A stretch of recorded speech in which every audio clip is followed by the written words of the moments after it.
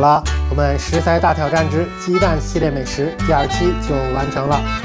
大家对今天使用鸡蛋制作的美食是否满意呢？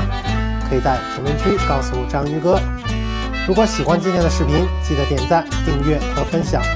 感谢大家收看我们的频道，我们也会为大家带来更多的美食分享。下期见。